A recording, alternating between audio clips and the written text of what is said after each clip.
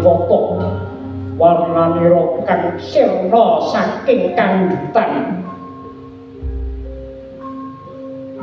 putra Pandhu Dewanata ingkang kaping 3 kaewan nglakon dayane kang akarya jagat kaya mangkono lakone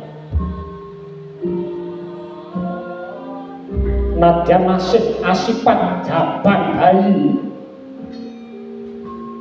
dereng nate kadulang dereng nate sinisepen paranggene santosaning sarira lan tiping panggraita tanpa beda kaya titah kang wis diwasa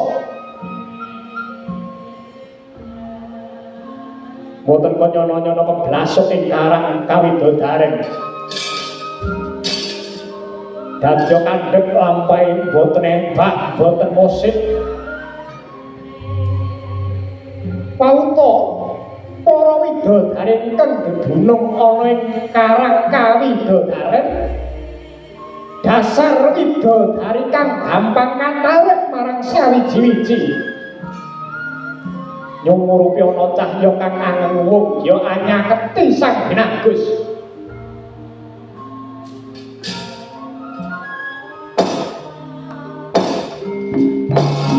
untuk pantrane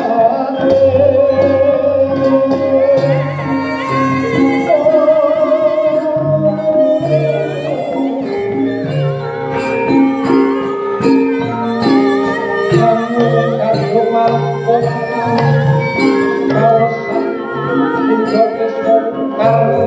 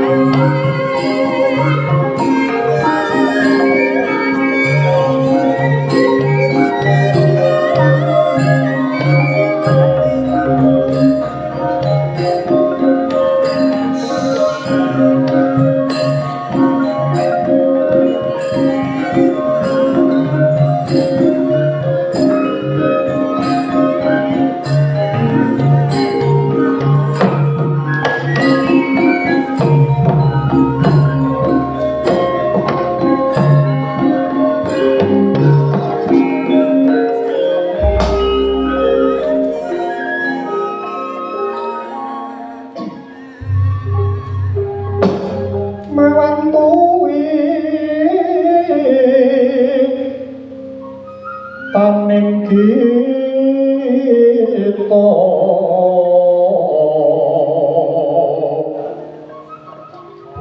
kino pita kandhanira dening sang kanda Astratma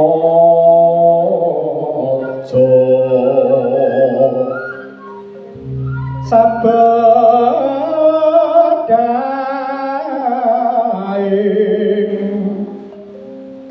jodi pati punggawa rame kumoro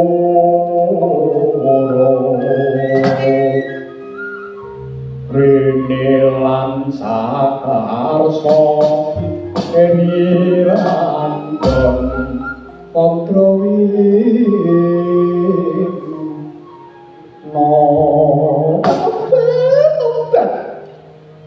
selawase aku ning kayangan durung nate ketemu kelawan sawijining titah kang baguse tanpa cacat paduka punika sinten pukulun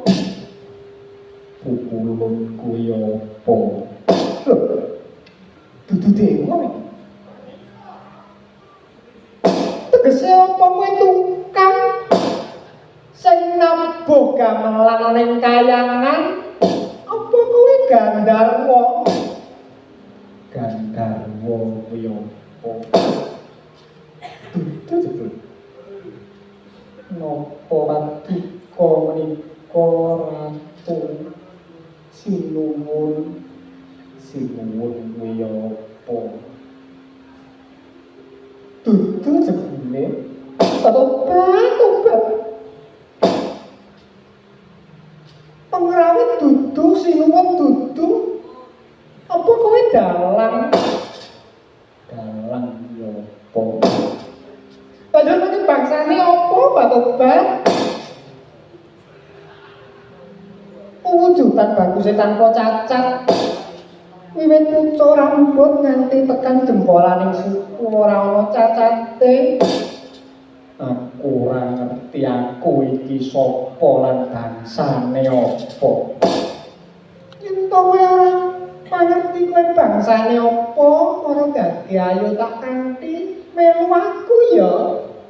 Aku Bathari Wilutama. Kowe bakal tak subya kowe kepengin apa wae tak turuti. Ning kene kepenak kowe njaluk apa wae mung kari nyekto. Watone kowe karo tante ya.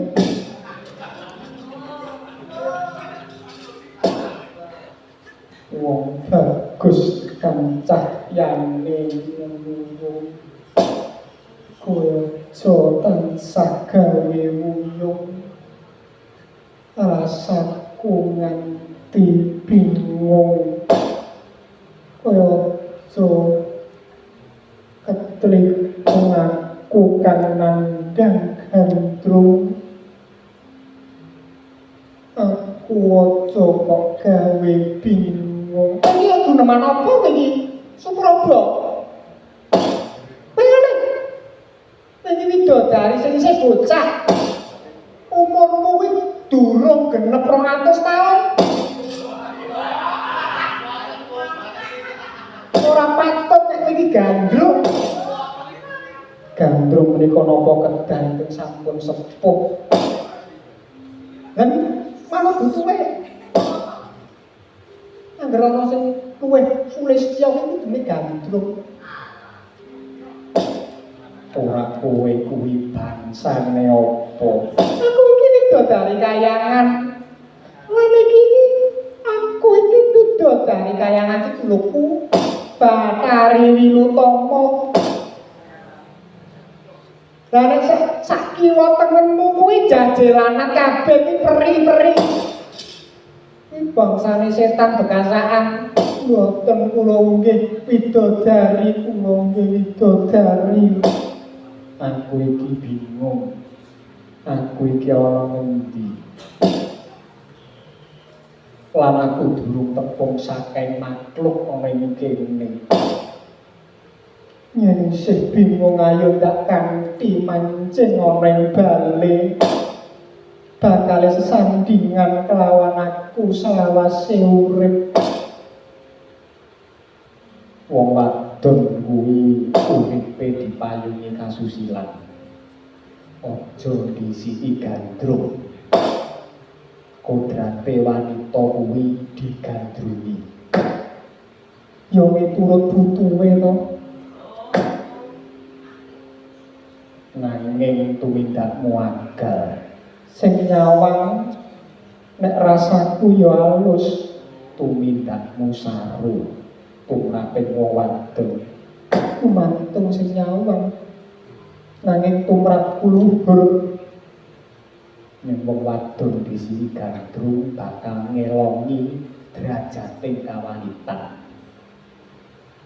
Banjur wong wadon luhur iki sing kepiye? Wong sing sarwa prasaja. Kandhaku mau prasaja apa ora? Prayo prasaja nanging iki ditampik ora mangertine yen.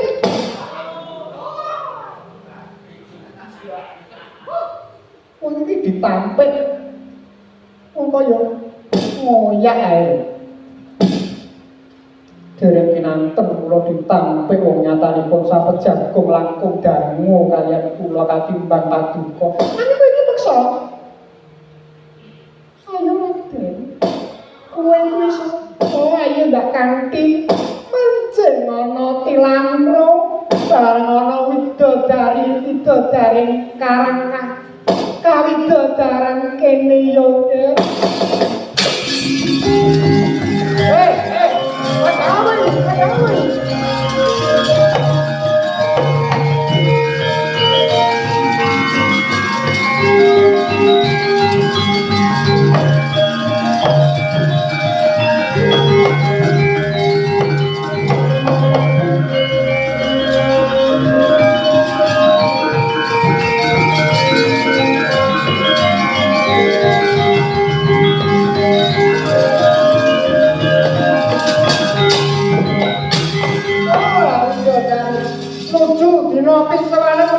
ora joget dawa paning ngene iki. Iki kudune widodari tapi kuwi padha mbeksa bedaya. Lah kok absen nyambut ngono iki. Latihan ngungkup bareng timbul dina pisanan padha ora pisane padha apa iki. Kulon siapa jalan kulon memori kulon kepengen derek kaya kami jeneng maklo ingkang sanget mantorong cahyanipun ora iki sapa iki bocah saka ngendi iki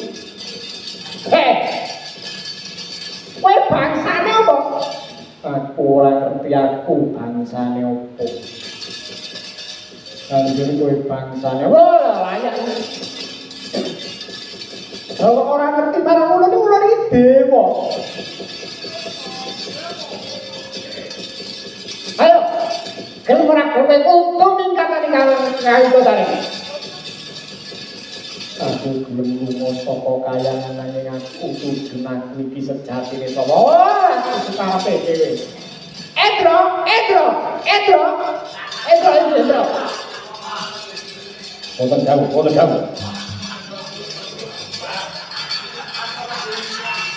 Kaya wayangan ning desa ya iki ya.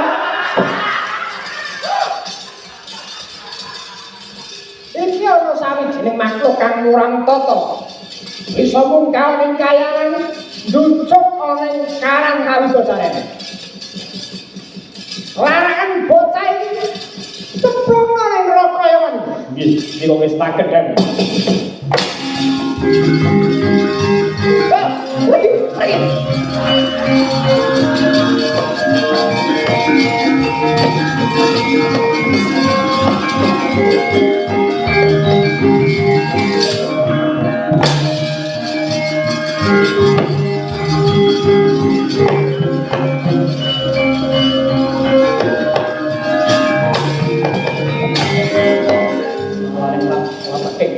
Maning jajalan nyoto kowe kudu sabaene titah.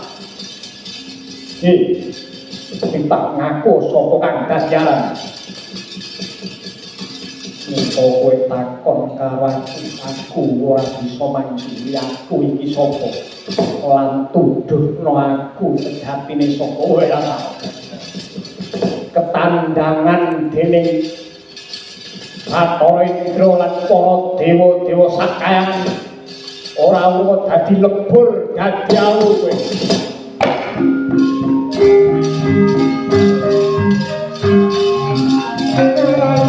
Bang Haruna sinetrane aku apa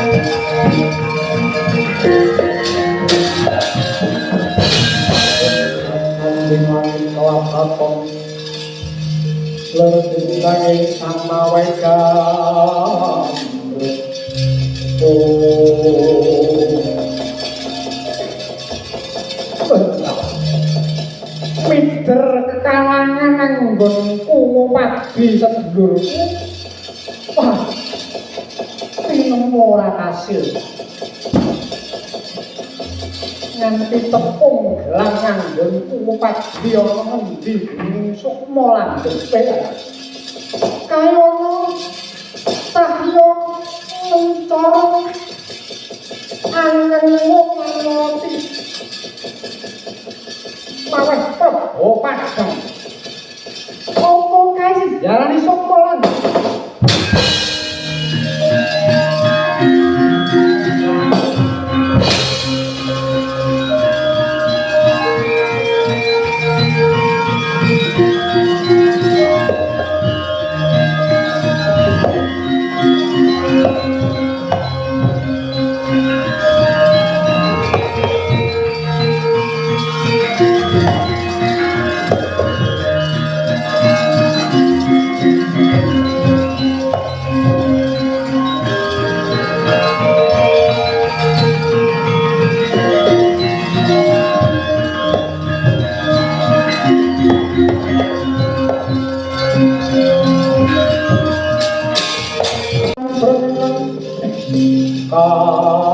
kadirane kaswase ane marga melaku sang kondo astrat mojo lengen lalu manulati surya mangrang sang wayah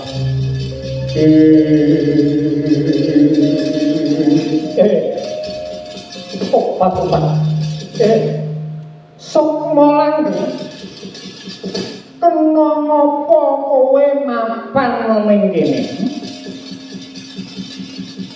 amarga nalika biyen kowe kelawan aku maksih ana ing alam awang saguh lair ana ing Madyapada nanging ewadene kena ngopo kowe ngoncati janjimu dhewe ora enggal tumurun ana ing ragane jabang bayi kang isih ana jroning kandhutan sukma luwih mangertiya sekawit aku saguh lair ning Madyapada amarga kiraku Madyapada iku papan kang endah adoh saka watak Durakara adoh saka watak kecengilan nanging kasunyatane bareng weruh jebul ana ing alam donya akeh wong kang duweni watak cunika Durakara tuwa-tuwa mulane saka kuwi anane kowe kelawan aku dititahke supaya nyirnakake dur kemalaning jagat kang sinandhang dening wong kang duweni watak angkara derajat luwih dhuwur kuwi sapa para dewa kene yen to derajate dewa luwih dhuwur lan luhur kang duweni wenang tumrap jagat raya iki kena ngapa para dewa kang ora nyirnakake wong kang duweni watak angkara kok dadak aku kelawan kowe dititahke ning Madyapada nyangkul kejiban kang abot yen to kapengkok ing Pancabaya ora lunga sing ditutuh aku kelawan kowe gedhe-gedhene aku sing nampa dosane ya yen to kaya mangkono kandhamu tegese kowe kudu sinau kelawan kang sinebut adil yen to kabeh dititahke ngono satemene diayomi diiyupi ditata dening hukum ganjar lan adil wong kang luput hukum kena pidana mau satemene trep kelawan kang sinebut adil wong kang bener kudu nampa ganjaran kang trep marang lelabuhane uga kang sinebut adil dene wong kang kajibah kudu nyirnakake Durakara iku trep marang sejatining adil amarga ing jagat iki kang dadi samaring para dewa yen wis ana manungsa kang ora pinter ngakune pinter wong kang ora wegit ngakune wegit kang ora waskita ngaku waskita mangkono sak pepadane yen to watak mangkono ngrebdo ngebaki jagat tan ngrungu kaya ngapa rusaking jagat raya. Amarga ngene saka langit. Ana jagat raya iki ana cahya loro dipilah-pilake, siji cahya bebener, siji cahya kadurakan. Upama cahya mau 100 kang 100 manggon ana ngendi, sing 50 manggon ning bebener lan sing 50 manggon ana ning kadurakan. Mongko nyatane cahya bebener ing rikalengan iki durung genep 50 akeh-akeh lagi 35. Dadi jagat iki sing kurang cahya bebener mula kang saka kuwi Sukma Langgeng. Bisane luwih gamblang ayo ndak kanthi sowan ning Sanghyang Jagat Ginanata.